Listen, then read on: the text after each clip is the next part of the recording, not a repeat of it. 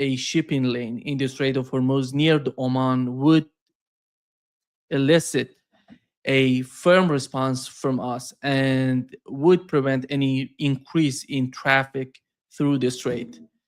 Hours ago, these warnings were once again ignored.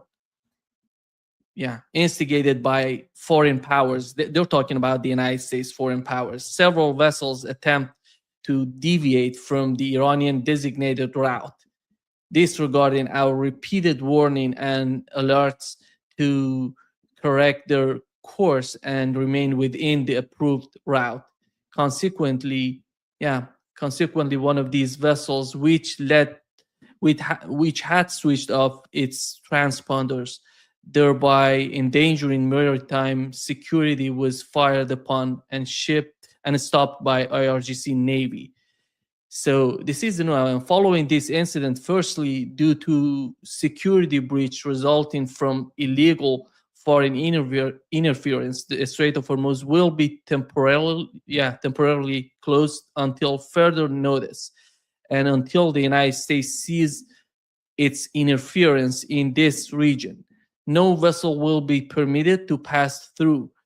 Secondly, should the aggressor exploiting the incident commit any further aggression, we shall respond forcefully, and additional enemy bases in the region will be targeted. As we talk right now, basically the United States is attacking Iran in the southern part.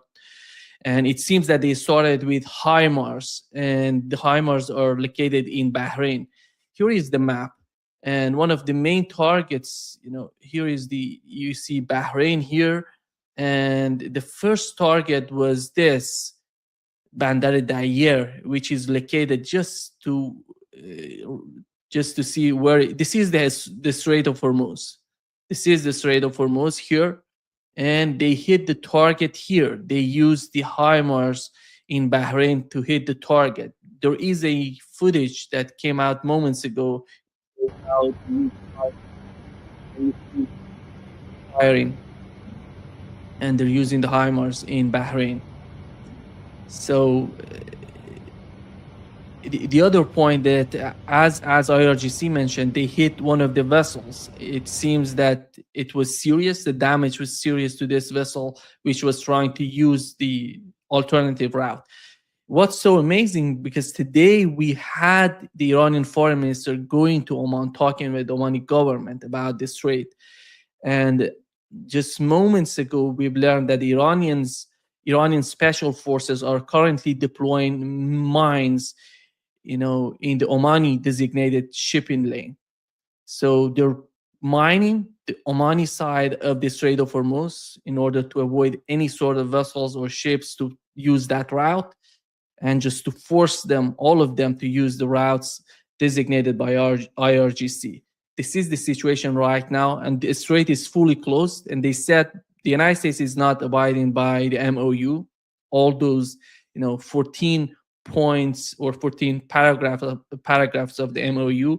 So I told last time I was reporting on what's going on between Iran and the United States and Iranian response to the American attack, I told you that Iran is preparing to respond, but because they had the funeral of the late supreme leader of Iran, the funeral procession. It was in Iran, then went to Iraq, and then getting back.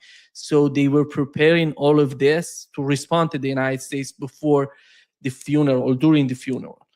So the funeral is over. So, and you see Iranians are responding to what the United States tried to do during the funeral and before the funeral.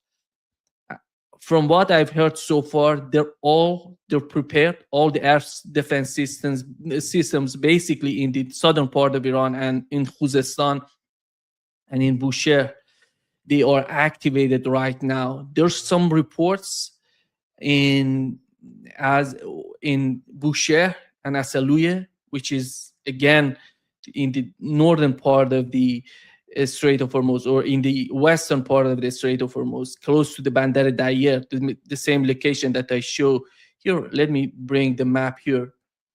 And this is Bushehr. And even you see, this is Bahrain.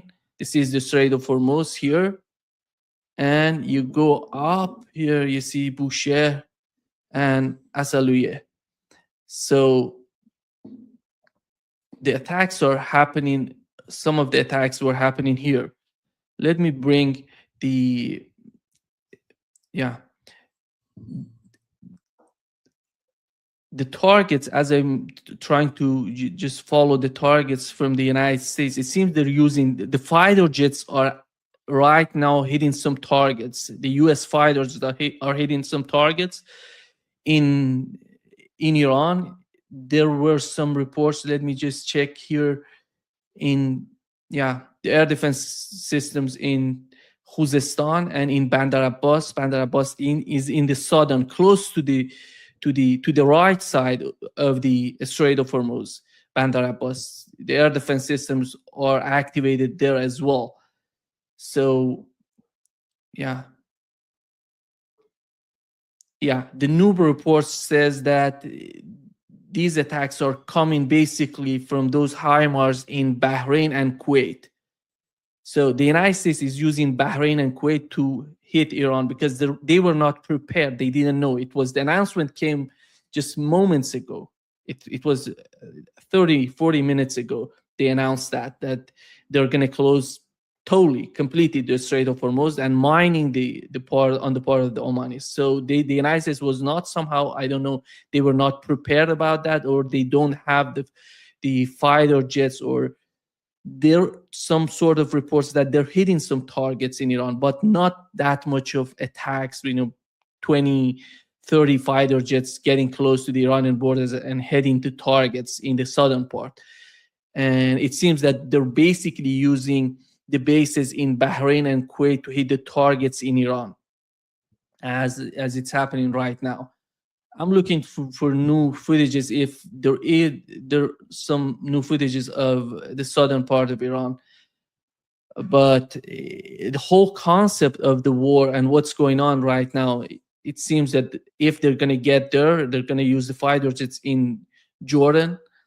I don't know if they're going to use the refueling tankers. We don't know how many of those refueling tankers are located in Saudi Arabia or maybe in Qatar. Last time they attacked Iran, they used the refueling tankers in Qatar, which was, as in, Iran responded to this sort of move on the part of the Qatari government, because they somehow, when you refueling the fighter jets, you're part of the war.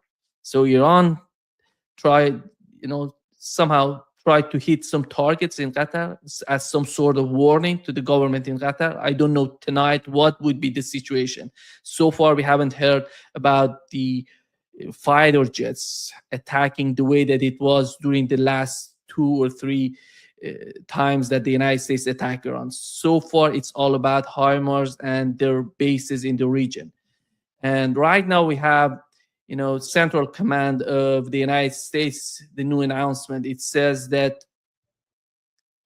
at 7:15, a quarter past 7 p.m. Eastern time today, the United States Central Command forces began launching the third round of strikes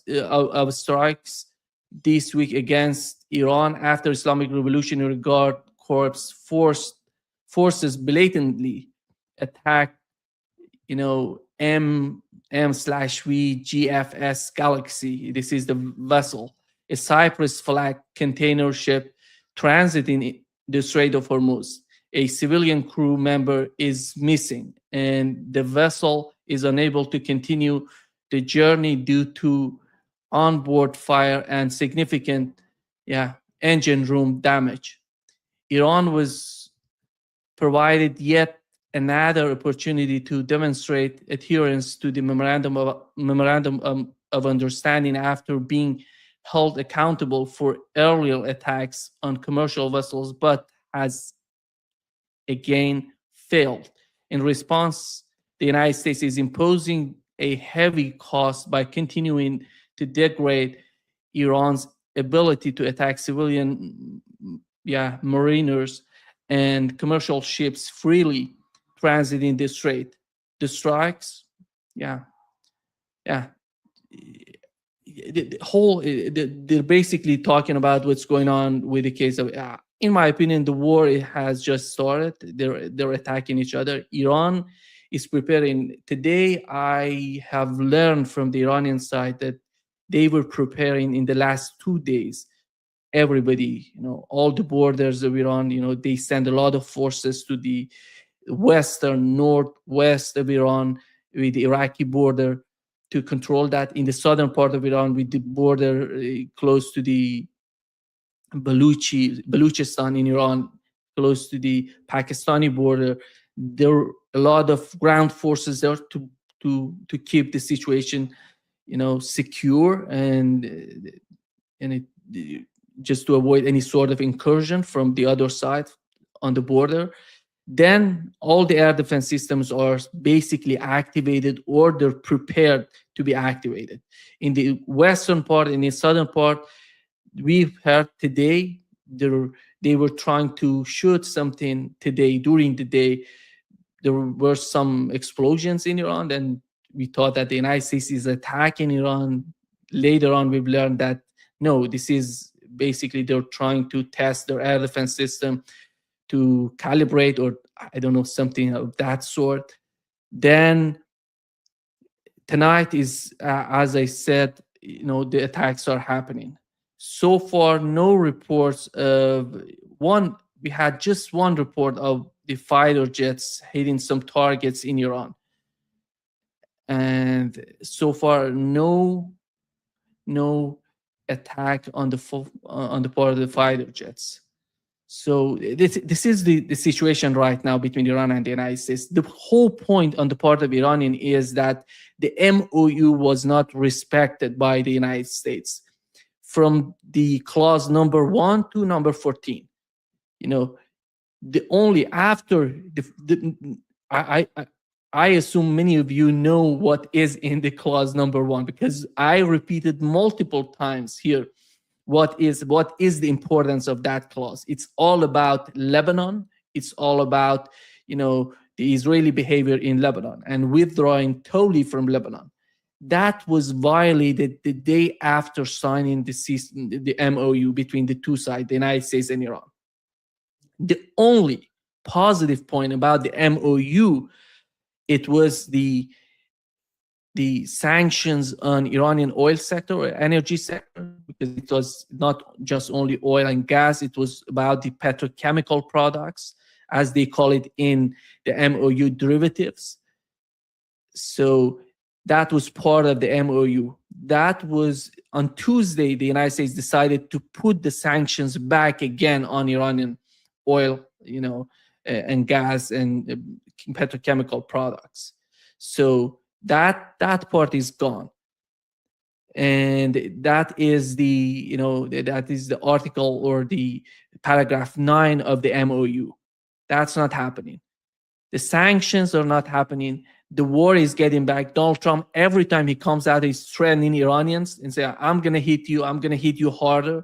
I'm gonna hit you." And he says there's some people in the United States, they were trying, maybe Israeli intelligence tried to convince him that Iranians are gonna, when he was in Istanbul, they were talking about that Iran is preparing to assassinate Donald Trump. And the whole case is so ridiculous. I don't see why does Iran need to assassinate Donald Trump.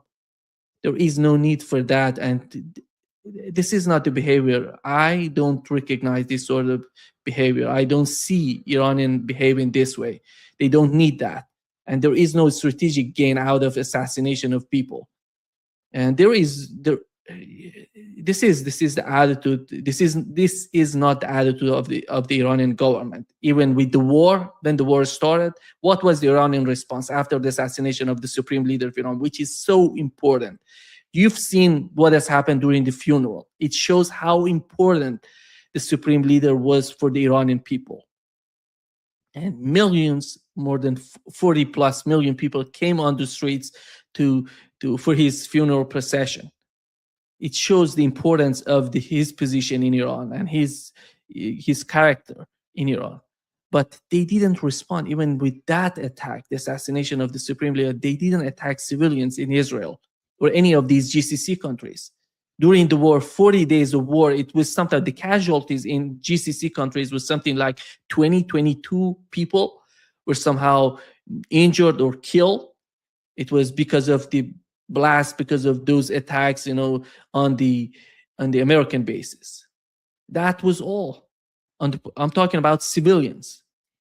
I don't know, because there, when it comes to the casualties on the part of military casualties or troops or soldiers in GCC countries, the US soldiers, there are various reports in Iran, on the Iranian media, that says there are a lot, more than 500 or 1,500 people were somehow injured or wounded. So this is the Iranian part. On the part of the United States, it's something like 15 troops were killed. We don't know about the injured, and there is no report mentioning the numbers of those people, those troops who were injured. This is the reality. When it comes to the Israel, you see Iran has never attacked, civilians in Israel. They attack. The latest attacks in Israel, if you remember, was the Dimona. They attacked Dimona to show the power of Iranian, how the Iranian missiles, or how they can penetrate the Israeli air defense system. That was the final stage of the war before the ceasefire being announced by the United States. I think that was one of the main issues for the United States, to get the warning that Iran is capable to hit Dimona. And whenever they decide to do that, they're going to hit it. That was the main. It's not just about the United States and Israel being capable of using, the fighter jets going in Iran and attacking Fordo and other, nuclear facilities in Iran. But Iran is capable to hit back. The problem, the difference is that all the facilities, Israeli facilities, nuclear facilities, are above the ground surface. But all the Iranian facilities, even missiles, drones, nuclear program, it's all underground. Underground, it means that it's so difficult for the United States to bomb them, to destroy them. So we are witnessing, I don't know what is the situation in the Ben Gurion air base, because last time we've seen a lot of American fighter jets, refuelers there, being parked there, and without any sort of shelter. So if that's the case, still that's the case, that's a huge sort of fragility on the part of the United States. If things get worse, Iran can hit those targets in the Ben Gurion. So this is the situation right now. And my understanding is Iran sees no reason to continue with the MOU because has gained nothing. Today, the U.S. Treasury Secretary said that they're not going to release the Iranian frozen asset, which they have agreed on. And it was all about the Qatari government. You remember Iran went to Qatar 2 times. The Iranian delegation went to Qatar all together. The head of Iranian parliament, the foreign minister of Iran, and the head of Iranian central bank. They went to Qatar to find this solution, or to find the way that they're going to get the frozen assets. It seems that the United States is manipulating the whole mechanism of receiving those frozen assets. As today, the U.S. Treasury Secretary said, we're not going to let them to get those frozen assets. And before, they have to behave. If they behave badly in the Strait of Hormuz, we're not going to let that happen. So basically, Iran is gaining nothing out of the MOU. Not Iran, but also Lebanon, because Lebanon was a very important part of that agreement. That's why they put it in the first clause. It shows the importance of Lebanon. And we know what has happened after that, as I've just mentioned. So the fighting is going on. Today we had some reports from the southern part of Lebanon that they're attacking civilians, they're attacking the villages in the southern part of Lebanon. The Israeli forces are using drones and fighter jets to attack these cities and villages in the southern part of Lebanon. I haven't heard the casualties, how many people were killed so far. And but in the last 4 days, it was something like 4 to 5 or 5 to 10 people were killed in southern Lebanon. And I don't know if you saw the interview of Israeli Defense Minister Israel Katz just came out moments ago, or 2 hours ago. He basically says that IDF has been instructed by the prime minister of prime minister of Israel, Benjamin Netanyahu, and by Israel Katz, to prepare for an independent Israeli military operation against Iran. So they're talking about Israel attacking independently. What does that mean? I don't know if you saw the report on CNN saying that the United States doesn't want Israel to be part of these tit for tat attacks on Iran. They want to have full control over the attacks. They want their agenda is somehow different, maybe comparing to the Israeli ones. And so, but Israel has its own plan. This is Iran sitting back and watching what's going on. With the Strait of Hormuz, the United States is trying to do everything to manipulate the situation. That's why you see Iran is mining. I think this was, this is going to be a game changer move on the part of Iran. If they mine the southern part of the Strait of Hormuz, then there would be no possibility. They basically remove the possibility of the United States using the southern part. They have to come close to the Iranian borders to use those routes designated by IRGC. This is Iran physically forcing them to use the strait close to the Iranian border. So, but the main concern, I think, is not just about the Strait of Hormuz and the case of Lebanon. The situation in the West Bank is getting worse as well. And Israel Katz said that, the way that they were using, their strategy in Gaza is somehow helping them in Lebanon. He said that 200,000 farmers, 200,000 former residents of southern Lebanon will not return there for they will not return for a very long time. About half of their homes have already been destroyed. And he says, and there are no civilians there anymore. There are soldiers and destroyed houses. This is the situation in southern Lebanon. They're not going to leave. They're not going to withdraw from Lebanon. He said that today. And they're basically following the same strategy that they had in Gaza. He said, I said that that southern Lebanon would become Gaza. And we would apply the Rafah model. You remember Rafah, what they did to Rafah. Basically destroyed, leveled, demolished everything in Rafah. He's talking about the southern part of Lebanon becoming, using the Rafah model. He said, we would destroy everything there. We would deal with them in exactly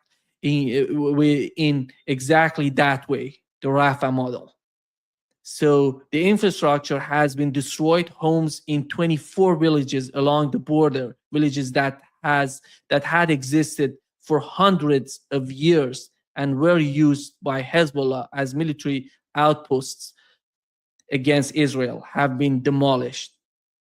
The army systematically flattened the villages with bulldozers and explosives. 90% of the houses are gone. Between 15,000 and 20,000 homes have been destroyed. This is the report by the Israeli Defense Minister Israel Katz with the case of Lebanon. So what can Iran, are they going to sit back? Are they going to watch what Israel is doing? What does that mean? And sooner or later, we're going to see Hezbollah getting back. It depends. I think Iran is not going to,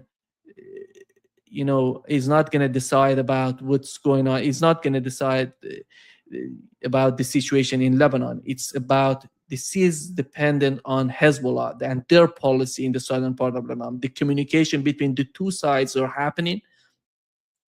every day, 24/7. They're communicating with each other to see what would be the next move.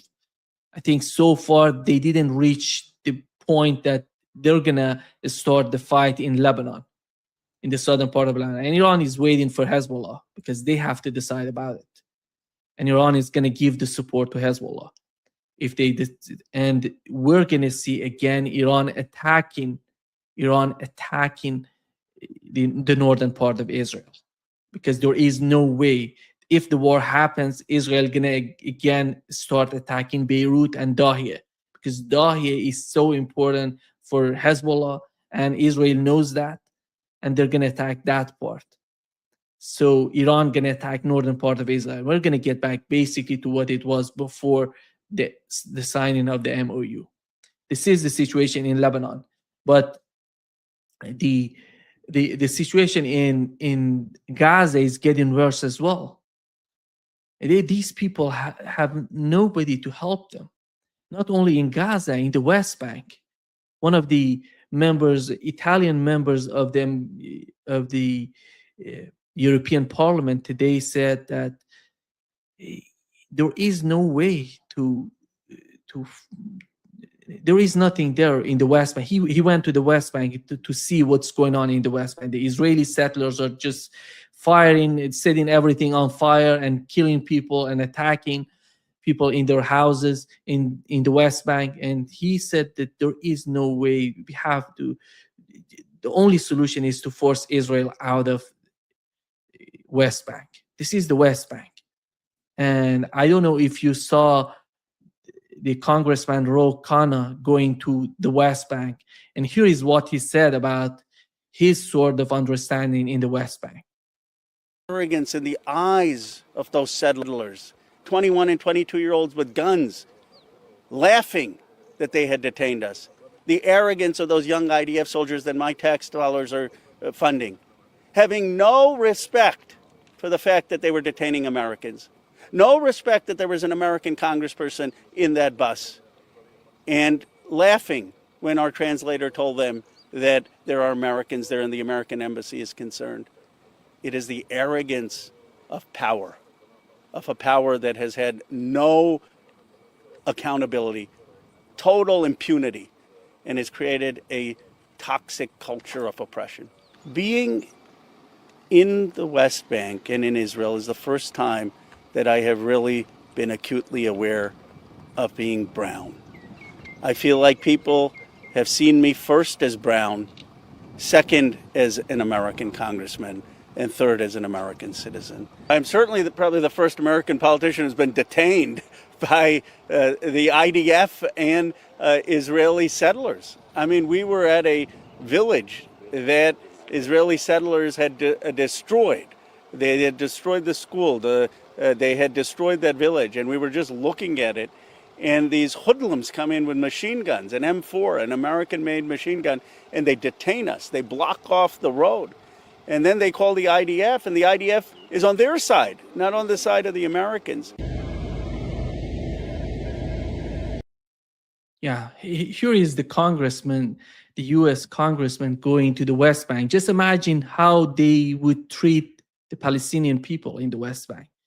If they do this to Americans, you can imagine what would they do to Palestinian people. There is no way, the West Bank, there is no way, to remove or to force Israel out of the West Bank politically or by negotiations. That's not going to happen. I think it's all, there has to be some sort of understanding that if Iran forced Israel out of the southern Lebanon, that would be the initial moment. That would be the beginning of a new sort of movement to force Israel out of the West Bank. That would be hugely difficult, in my opinion. But it all starts with Lebanon. And the understanding on the part of Iran is that we have to insist on the case of Lebanon. As soon as Lebanon is liberated, then they can talk about the situation in Gaza, in the West Bank. And just moments ago, there is a new footage coming out of Iran. It seems that there are some reports that the Israeli, or maybe it says the fighter jets are in the airspace of Iran. Right now, they have entered the airspace of Iran, and we don't know if they're all American fighter jets or Israeli fighter jets, but they're there. And here is the new footage, from Mashah. Mashah is in the southern part of Iran again, and you see the activity of the air defense system. Yeah, here in Mashah, in the southern part of Iran.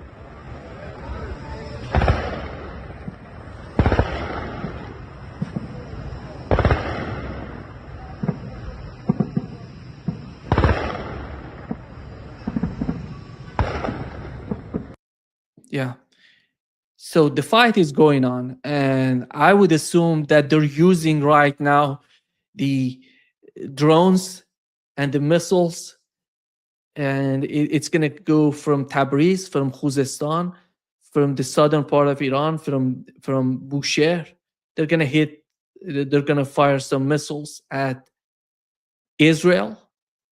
Let's see. Let's see if the assessment on the part of Iran, and if they perceive that, if they understand that Israel is participating or somehow cooperating with the United States with these attacks, which I doubt it, because so far the United States has said we're going to do it without Israel. One of the reasons, not only because they want to control the whole operation, on the other hand, they want to be sure that Iran is not attacking Israel. As I've said, in the Ben Gurion air base, they're going to hit, if they attack Israel, they're going to hit a lot of those weapons and fighter jets, or maybe refueling tankers in the Ben Gurion.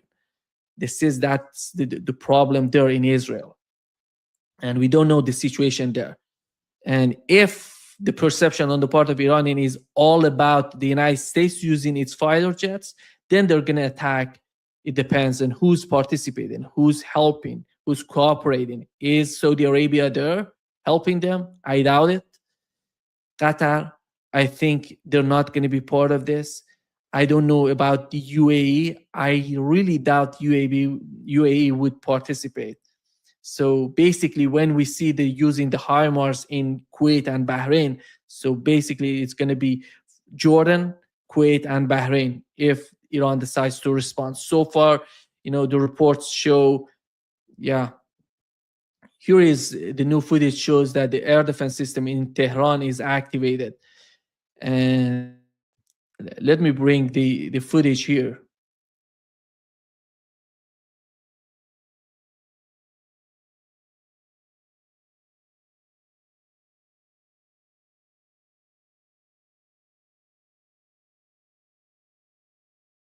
Yeah, the footage from Tehran. So basically, it seems that the United States is getting back to what it was before. On February 28th, they started attacking from the southern part, from the western part, and then we had the attacks in Tehran as well. So if the fighter jets are getting there to Tehran, it means that the situation is somehow changing. It's getting back to what it was before. Let me just bring this down.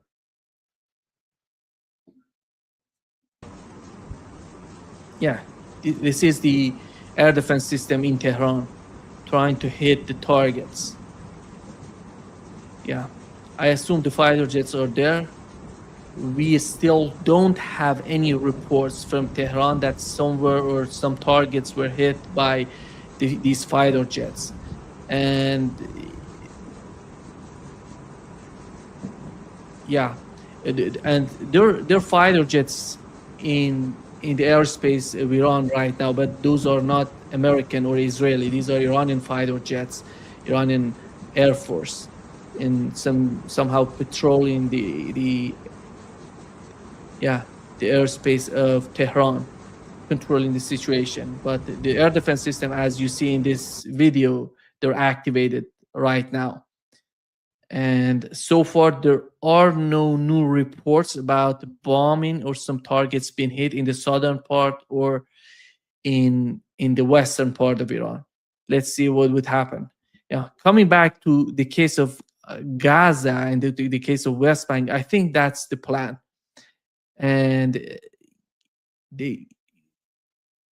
there is a decision to be made in the West, in the Persian Gulf. Are these countries going to get, are they going to continue with the United States and these sort of policies? Because these tankers, today, the tanker was not, they said it didn't belong to GCC countries, but we know on Tuesday, all of those tankers that were hit by Iranian forces in the southern part of the Strait of Hormuz were all, they belong to Saudi Arabia, Qatar, and UAE. Are they still cooperating with the United States to use that route? So the route is just right now, Iran is mining that route. So what else can they do to help the United States? I don't know how the United States is going to force them. Are they going to send these tankers to these mined areas? No, that's insanity. That's not going to happen. So physically, Iran is forcing the United States to decide about, are they going to, do they really want to continue the war? My understanding is Iran is prepared for that. And if the moment they said that they're going to close the Strait of Hormuz, it means to me that they are prepared for all-out war with the United States. And they know that. So this is the situation. I'm trying to, to see what's going on right now. There is no reports. The air defense systems are active in Iran, but no new reports about targets being hit in Iran. Let's see what would happen. And thank you so much for being with me tonight. I try to keep you. I try to come. Let's see what would happen in the coming hours. If something happens, I'm gonna come up again and I'm gonna go live and talk to you to see what is the situation on the ground in Iran. And I assume that in the coming hours, we're gonna see Iranian attacks on Kuwait, Bahrain, and Jordan. If they attack Israel, it means a lot. It means that, again, we're going to get back to the all-out war. Because Israel going to attack, Israel going to start attacking Iran, and Iran going to respond. I don't know that cycle, if the United States is prepared for that. Another important point that I just forgot to mention is the oil reserves of the United States. In January 2025, when Donald Trump took office in the United States, the oil reserves were something like 395 million barrels. So they, from January 2025 to February 2026, when they started this attack, they increased the oil reserves by 20 million barrels. They were preparing, increasing the oil reserve to attack. So since then, until now, we have a reduction, a drastic reduction of 96 million barrels. Something like 25% of the oil reserves of the United States being used since the war started in February 28. So this is the situation. Is it getting better with this war as the two sides? If the two sides decide to attack each other this way, that means no outcome for the oil reserves of the United States. They're not going to get better, and they have to use that. They have to use that to balance the market, the oil market. That is a huge factor in the calculation on the part of Donald Trump. The other point is the midterm election. They're getting close, and the two coming together put a lot of pressure on Donald Trump. That could be a positive point to put an end to this war, or somehow bring that to some sort of sanity. Because my understanding is Donald Trump, right after the midterm election, it doesn't matter what's going on right now until the midterm election in November, December, let's see. And right after the midterm election, the United States is going to get back to war. They're going to get back and hit Iran. So what does that mean? And how powerful can they get back to attack Iran? That is a big question. My understanding is that they're not going to be that different from what we've seen so far. I to see the whole case, the whole war. As time goes by, Donald Trump tries to attack Iran. Iran responding is so childish. I don't understand it. I don't know what's going on. But these are politicians. You have to understand. These people, I don't know what is the IQ of these people, but they're deciding about everything. We have to accept that. You have to understand these people are not that genius, or not that smart to understand that they have more hate, they have more, you know, this childish sort of behavior than, to be smart, to be strategic. If he was strategic, if he was thinking strategically, he would have never attacked Iran in the first place. But that happened, and we don't know what's going on in the mind of Donald Trump. And just let me check out the latest news here. Yeah. This is, yeah, it seems the footage that I've just shown you, it means that this is an old footage. This is not something new. Again, because the situation is happening, we don't know. Yeah, the footage is not, no air defense activity in Tehran. Just correcting that. So there is no attack on Tehran right now. Those fighter jets and the air defense system, it's belonging to, a year ago. It's not about today. So, but we know that the fighter jets right now are in the air